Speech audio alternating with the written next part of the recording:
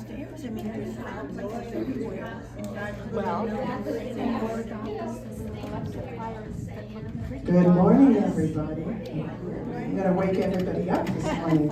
Have everyone had their coffee? And we're ready to go. Phones off on silent, please.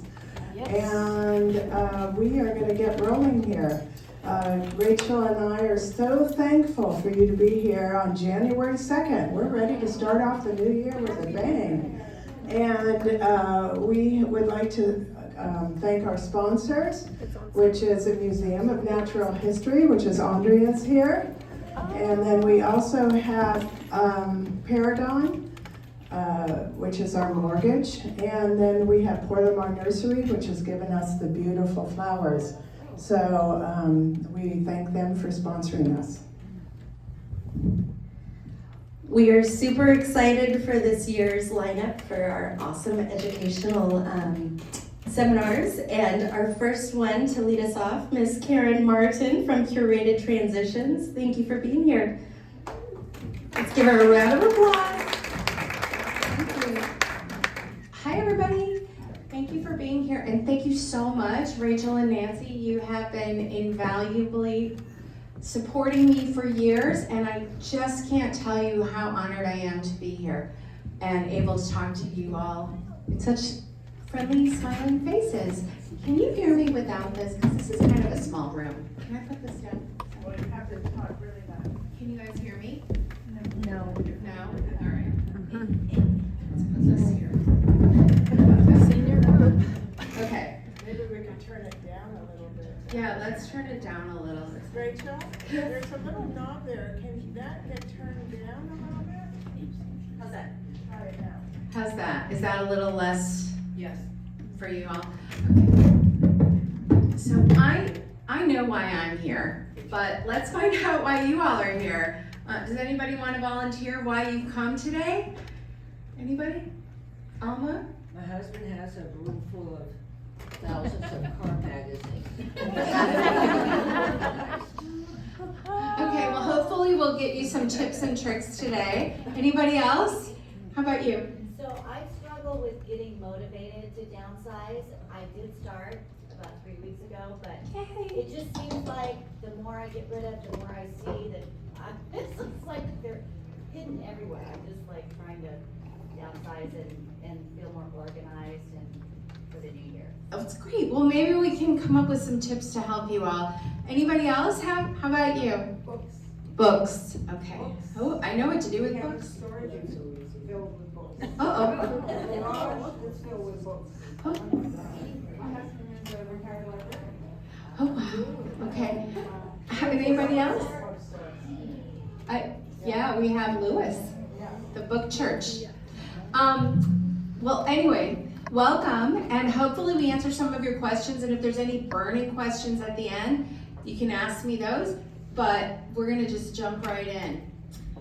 So, as I said, I do downsizing, and I've done downsizing officially for 7 years, but this really started about 20 years ago when my mother, who had dementia, needed to move to a safer home. And then I became sort of the de facto expert for a lot of people, because there really wasn't a me at that point.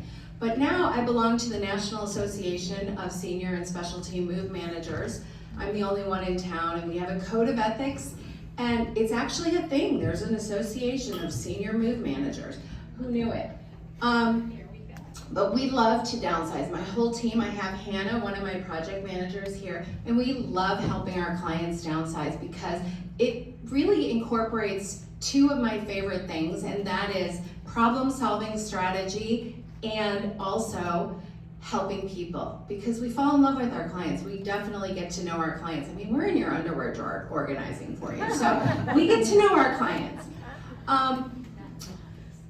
But our goal really, and our goal for today, is to become sort of the beacon of light and clarity to help you get as much information about downsizing and move management as you can possibly get from us here in Santa Barbara and the whole area, the whole regional area. And if you know somebody who needs help downsizing outside of the area, I can help you with that too.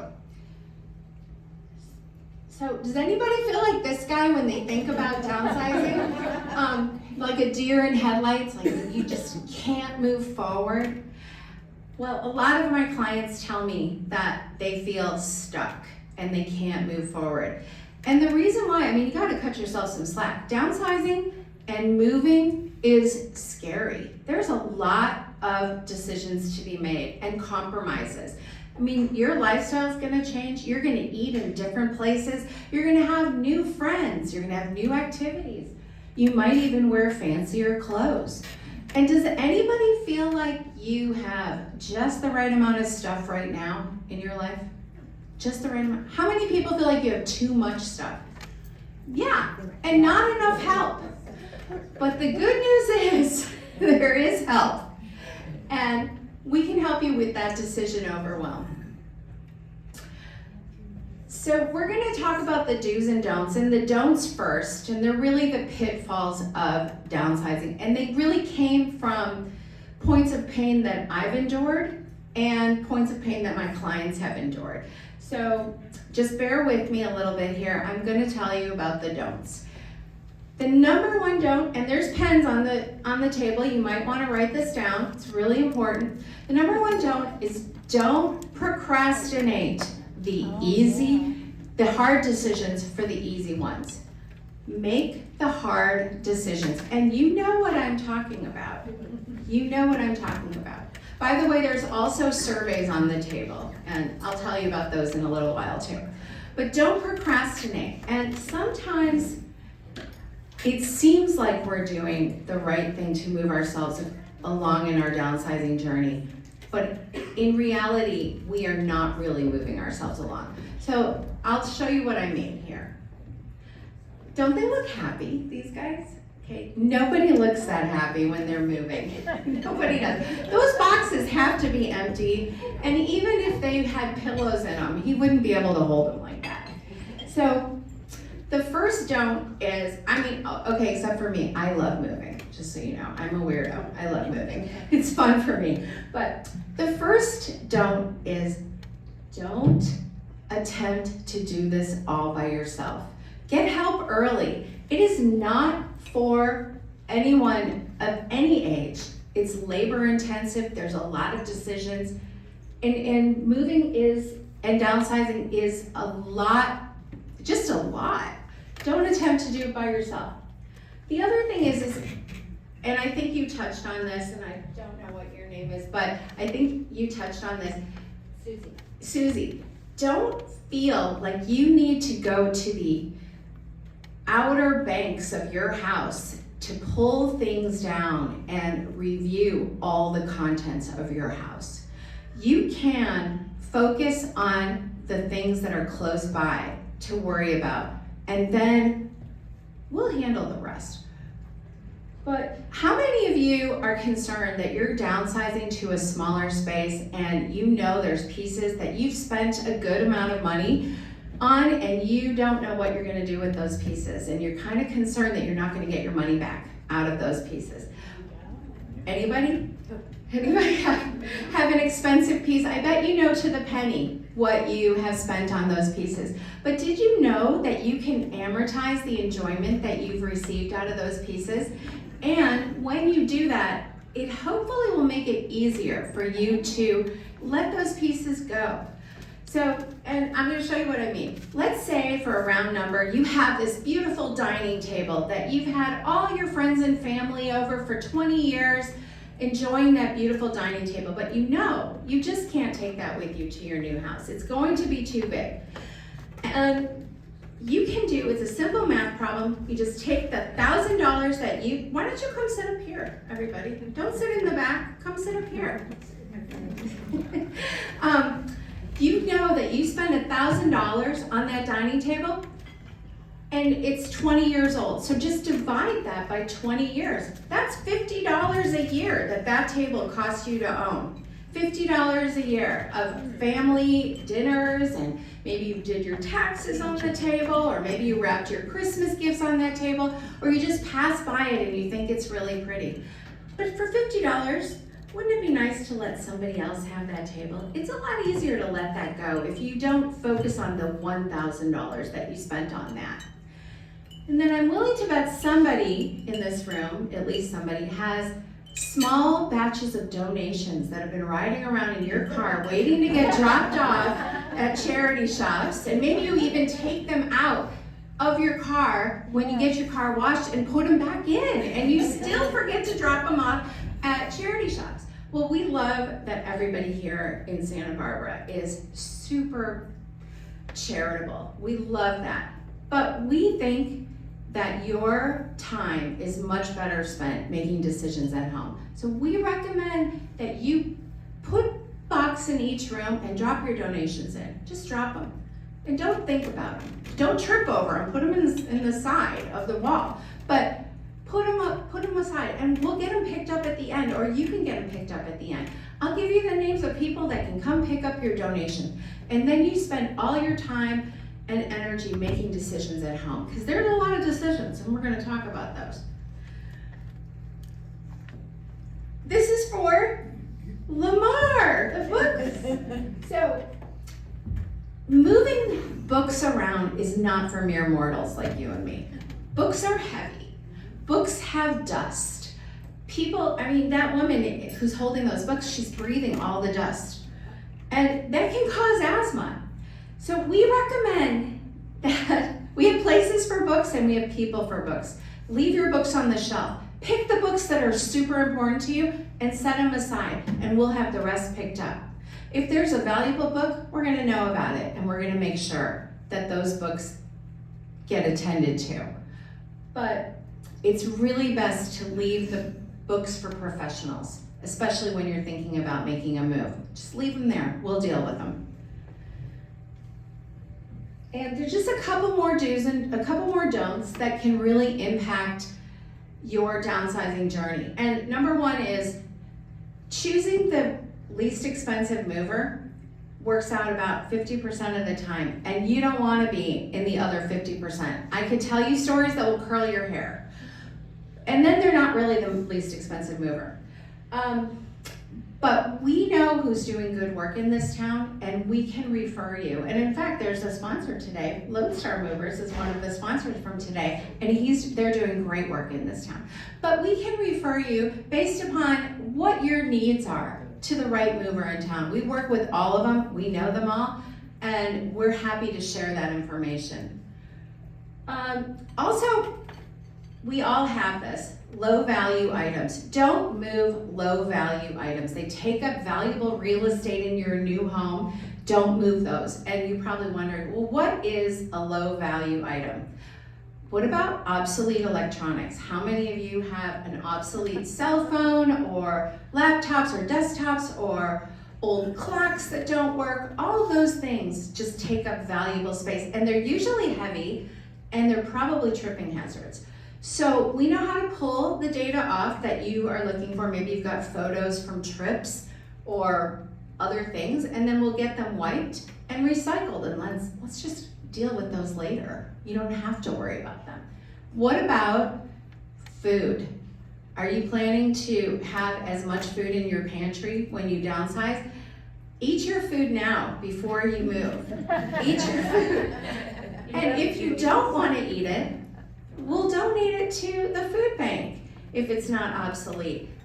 And other things that are obsolete might be sporting goods. How many sets of skis do we need? Are we still skiing? How many people have a recumbent bike in your bedroom that now has the clothes you were wearing for the last 3 months sitting on it? Those things are not part of your lifestyle where you're going to go. Let's not move those low value items. And another thing is neglecting the unpack. Packing and moving is only 50% of the job. You don't want to neglect the unpack. And usually when you're downsizing, you're moving to a smaller space. So you're not going to have as much room to unpack and take your time. And also it's easy to forget because back when we moved last, we were moving to a much bigger house and we had a lot more energy. So don't neglect the unpack. When we move our clients in, it happens in one day.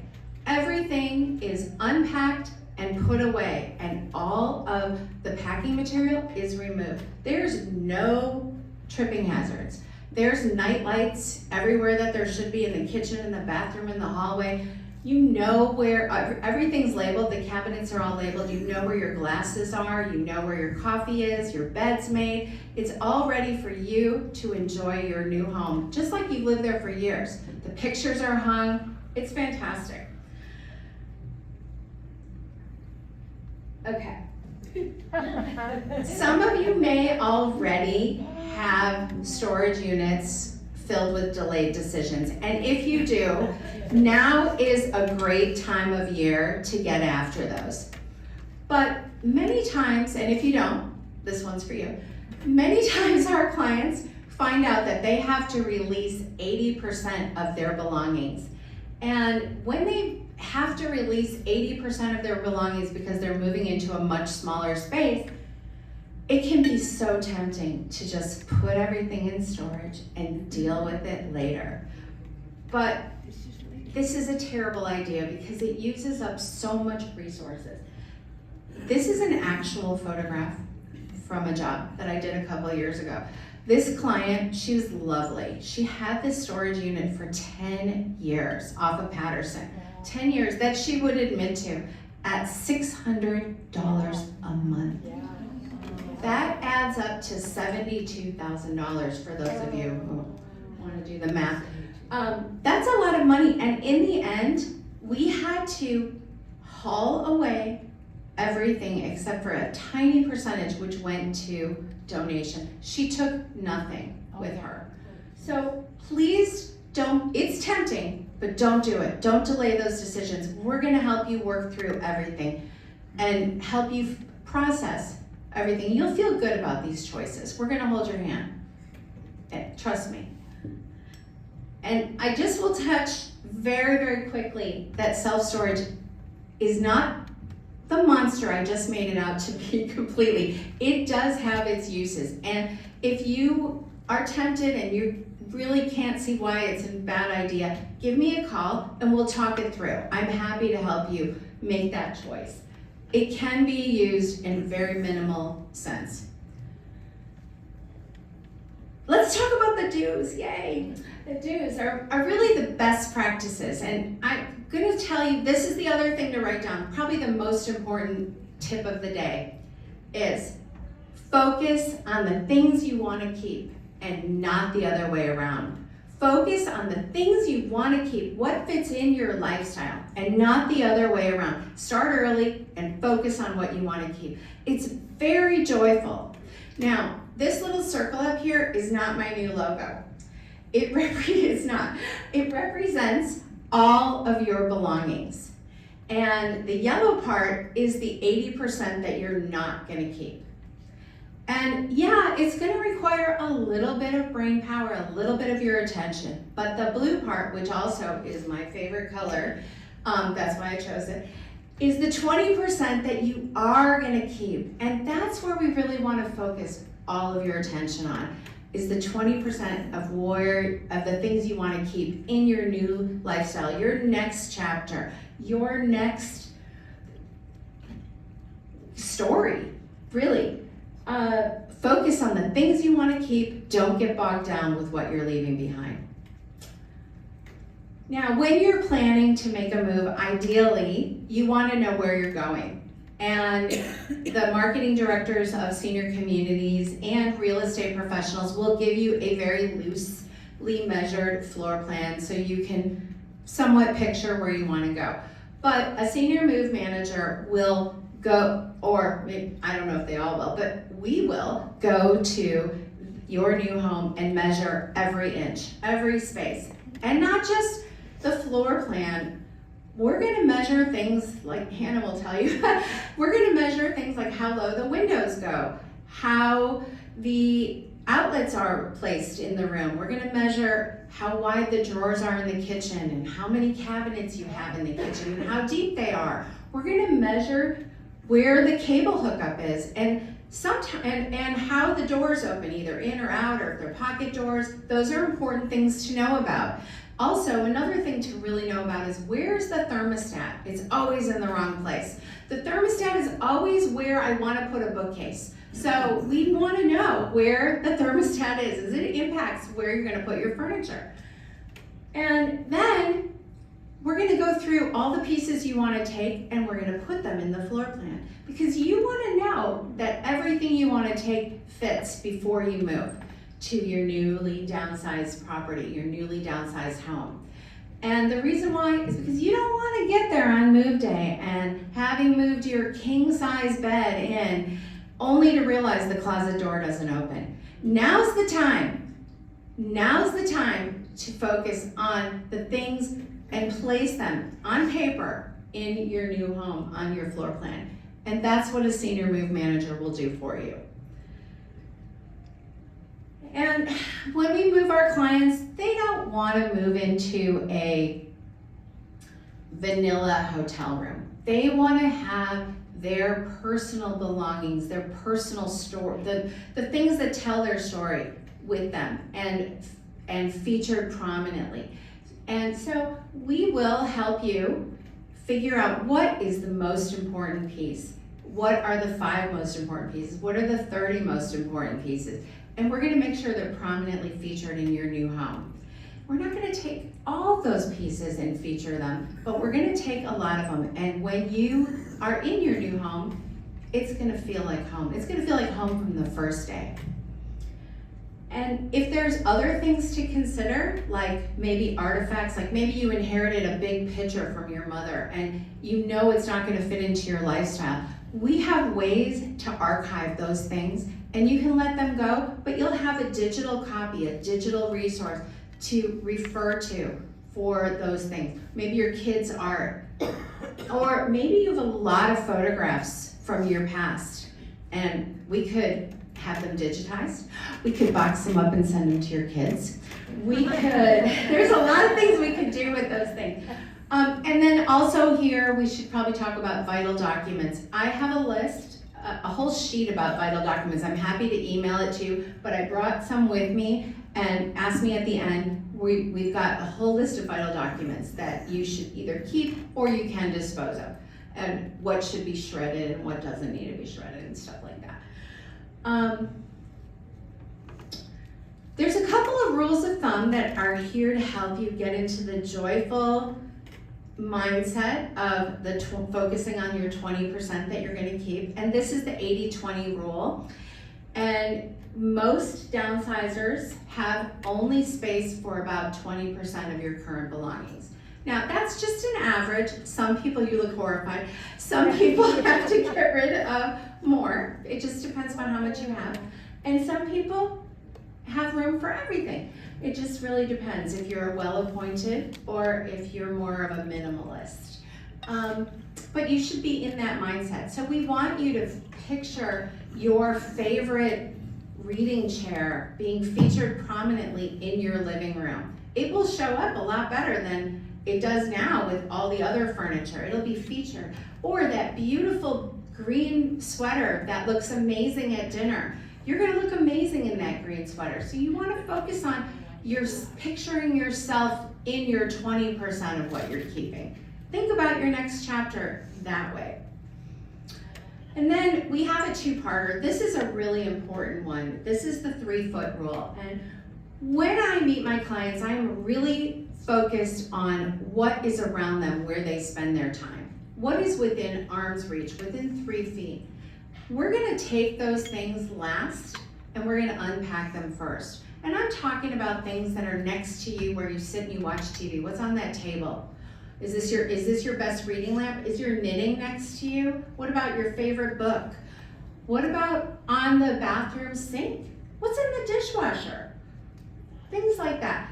Places in your home that you spend the most amount of time. We want to duplicate those locations, if you want us to. We want to duplicate those locations.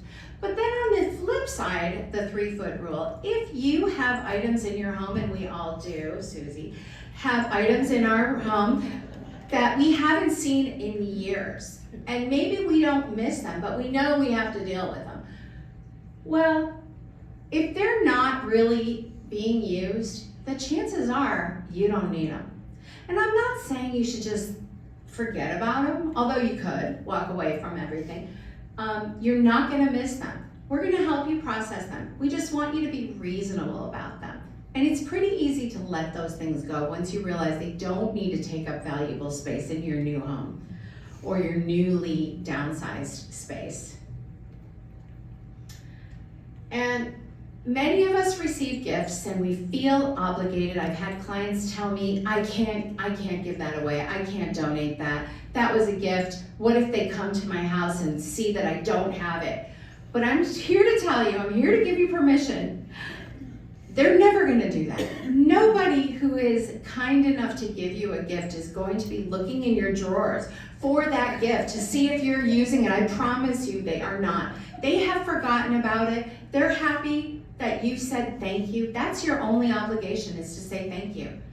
And you also have another obligation, and that is to stay true to your downsizing goals. And if those gifts don't fit into your new lifestyle, I give you permission, give yourself permission. Let those go. You just don't have to have them. On moving day, what do you expect on moving day? Well, by moving day, we've gotten to know our clients very well. We've been super organized with packing. Everything is labeled, everything is ready to go. And so the moving day goes pretty quickly, pretty smoothly, and usually we're done with your whole unpack on the move day. The beginning of the day starts with a little bit of chaos. We come to your house, the movers come, we meet the movers, we'll pack up the last bits while the movers are loading the truck, and then we'll all go over to the new house and we'll be unpacking. And all the while managing the mover to make sure that they don't place all the furniture and then come out with a rug saying, oh, we probably should lay this rug before we put all the furniture down. We're watching them to make sure that the rug gets laid first. We're watching the movers. We know what we need to do. And we're gonna unpack you and settle you in, and it's gonna be like you lived there for 5, 6, 20 years. Your pictures will be hung. It'll all be done on the move day. And of course, if it's not, if there's like little bits left, we're gonna come back the next day and finish them up. And what happens to the rest? Well, generally speaking, there's only 4 places it can go.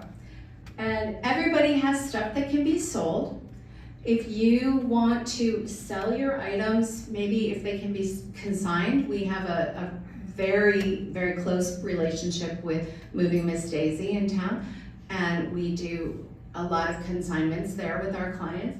But maybe they need to be auctioned. Maybe you have some time at the end of your leaving the house, then you can have an estate sale. We have estate sale partners that we can recommend to you.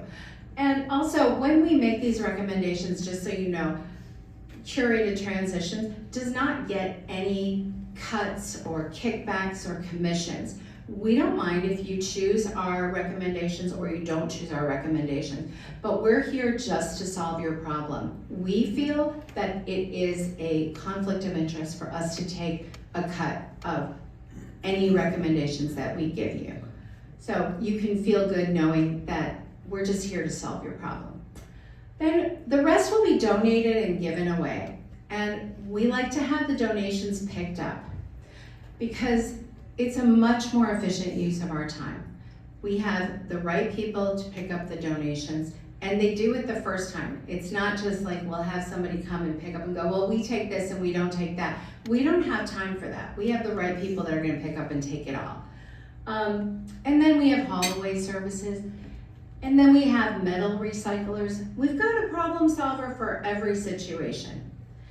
And many people are concerned about getting the value out of their things, but I'm here to be the person who lowers your expectations on the secondary market. I'm sorry to be that person, but I really have to be honest with you. China and crystal is not really very valuable, okay? 30 years ago when I got married, I got the most beautiful sets of china from Gump's in San Francisco.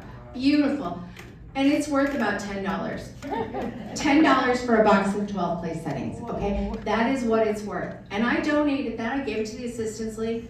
I haven't missed it. I think I used that china twice. And the same thing with my crystal. It's gone. Silver is valuable. Silver you will get paid for. Not silver plate, but sterling silver. And we have precious metal buyers in town who are very honest, and we trust them, and they will give you the market rate for your silver. And the rest of this stuff, not that much. Now, we all know about collectibles. You know about Hummels and Yadras, and they're super cute and sweet and wonderful, but they're really not in favor right now. And they're not consignable, they're donatable, but if you love that little apple girl, and you can't bear to donate that and not know who's gonna have it, we're gonna find a spot for that little apple girl in your new house. We're gonna find a prominent display place for that. But be reasonable. Maybe 30 pieces of Hummel aren't gonna fit into your new place. Maybe just 1 or 3 or 5 or 1 will fit. And we're gonna feature it prominently for you. And we've all heard about brown furniture, and it's true. You can't consign, you can't really sell the brown furniture, but you can give it away and it will get reused. Somebody will love to have that piece. Just let it go now. Don't spend. I know where it always is. It's at the corner of De La Vina and West Los. Every furniture piece out there is brown. Wait, that's my neighborhood. Anyway, and art. Art is a huge topic, and many pieces are just for fun and decorative pieces, but if you have something really special, we're gonna make sure we don't drop off any masterpieces at the Goodwill, okay? We'll talk about it. I hate to show this slide, but it's really true. It takes about 80 hours for us to help our clients downsize. And why does it take 80 hours? Because there's all sorts of little projects here. And it just depends upon how high touch our clients are. We're gonna hold your hand through the whole process if you want, or if you can do it, a lot of it yourself, like Susie here, you will do it, and then it will be a lot less expensive. But it does take time. It's not magic, it gets done, and it does take time. And we're happy to do it. We love our clients. We usually fall in love with our clients within the first day because every client is so special. But there's a lot of details here for getting yourself downsized, and it's not for mere mortals. And why would you choose to use a downsizer, professional downsizer? Well, it helps to have the guidance on all of this. It's gonna make your life a lot easier. And if you have somebody guiding you through, and these complex projects that were on the last slide, if you have somebody guiding you through these complex projects, it's just gonna be a lot calmer. And why would you work with us? Well, we're the best, I think. We love to hold your hand. We wanna take the time and gently guide you through the process. We're here to do that. And every single person who works with us at Curated Transitions goes through rigorous training, has a code of ethics they've sworn to uphold, and we are just in love with the job. We look forward to it every day. We have the clarity and we see the big picture. And you never know what comes out for our clients and what they're gonna need. We know who's doing good work in town that are going to be able to solve your problems. Obviously, we have fantastic handymen. We have fantastic woodworkers who can build closets at Maravilla. We have, which we've done quite a bit of it, or at Valverde, we've built a bunch of closets at Valverde.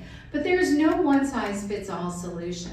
We have a solution for every project. We had a client recently who got into a little fender bender and he got himself a little rattled and he left the scene. So unfortunately, he needed a criminal attorney. And he called me and he asked me for a criminal attorney. And you know, I actually know one. She's a mom from school. And she solved his problem before lunch. It was incredible. Everything was dealt with, it was all done. But there's all kinds of services, and we know we've got vetted people in town that we can refer you to. And that's my client, Cheryl. She's at Moravia. I'm gonna introduce her to you. And getting started is really easy. Just so you know, on your table, I do have a survey. If you would like to fill it out, you will get a free in-home consultation. So please do fill it out. I am delighted to come over and do an assessment and talk about things. But you'll give me a call, we'll talk about your goals and your needs and what your timeline is, and we'll make a master plan, and you're gonna have the clarity at the end of it all to know what is gonna come next. And it's much easier to get started once you have a master plan. And then we'll hold your hand to the extent that you want us to. And we'll make decisions together so you're comfortable with every decision that's made. And that's all. But are there any burning questions? Does anybody have any burning questions? How do you charge, or what is your rate? I charge by the project. And so every time we go to your in-home consultation, we should be able to give you a good estimate. And really an estimate depends mostly on how long I think it's gonna take. But at an average, depending upon what we're leaving behind or what we're, how much we have to process at the end, it just really changes. It just really depends. So it's $1 zillion though. And worth it. Yeah. Thank you. How far in advance do you have to know if we need your services? That's a really good question. We are busy, and it would be nice to know about you as soon as possible if you're thinking about moving. Optimally, that being said, we can do emergency situations, but optimally it would be nice to have a month. Okay. A month to 2 months, it would be really nice to have that. And 6 months is awesome too, as well. I have a couple raffle prizes I brought that Nancy and Rachel are gonna raffle up. And let me know at the end if you want. I'm here for a few minutes afterwards. I'm here to help you answer any personal questions at the end. Let's give Karen a round of applause.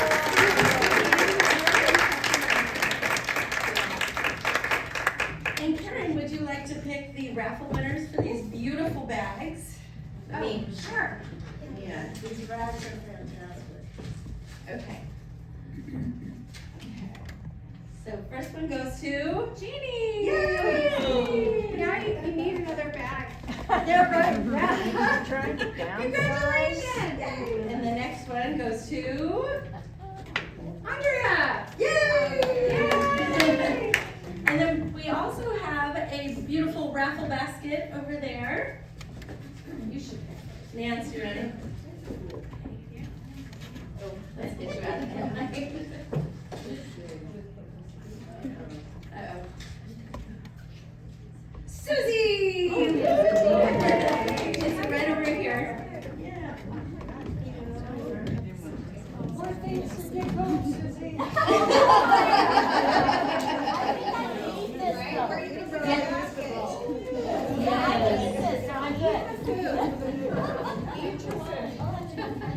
So Nancy and I are really thankful and grateful that you are here. Thank you, Karen, for your beautiful presentation.